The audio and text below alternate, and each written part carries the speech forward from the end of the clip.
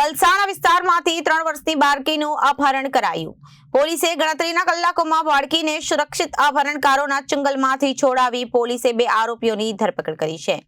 બાળકીના નાના દ્વારા બાળકીને માતાના લગ્નનો વાયદો કર્યો હતો અને બાળકીના નાનાએ બાળકીની માતાના અન્ય જગ્યાએ લગ્ન કરી નાખ્યા હતા.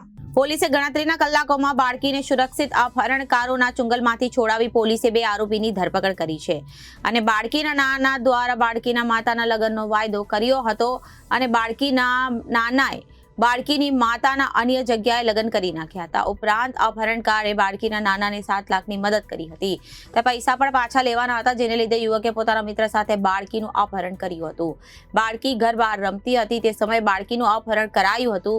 પરિવારે પોલીસને જાણ કરતા પોલીસે ગણતરીના કલાકોમાં 2 આરોપીને દબોચી લીધા અને બાળકીને હેમખેમ છોડાવી.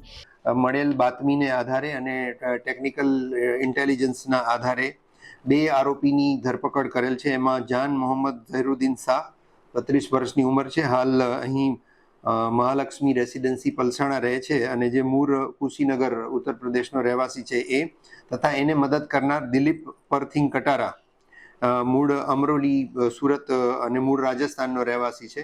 એ બંને આરોપીની ધરપકડ કરેલી છે અને હેમખેમ 3 વર્ષની દીકરીને કોઈ પણ પ્રકારની ખરોચ પણ આવ્યા વગર ગણતરીના કલાકોમાં જ એને હેમખેમ પરત કરી અને એને પોતાના પરિવારની સાથે સોંપી દેવામાં આવેલ છે. આ બનાવ અનુસંધાને આરોપી ઝડપથી પકડાઈ ગયેલ છે. ઝડપથી કાયદેસરની કાર્યવાહી પણ થશે. ઇન્વેસ્ટિગેશન પણ પલસાણા પોલીસ ઇન્સ્પેક્ટર આમાં કરી રહેલા છે અને ભારતીય ન્યાય સંહિતાની કલમ 137(2), 308(2)(5), 351(2)(3) તથા વિવિધ અન્ય કલમો મુજબનો ગુનો દાખલ કરાવી અને હાલ બંને આરોપીને પકડી અને કાયદેસરની કાર્યવાહી કરવામાં આવી રહેલી છે. Bureau report, Janadesh news, Palsana.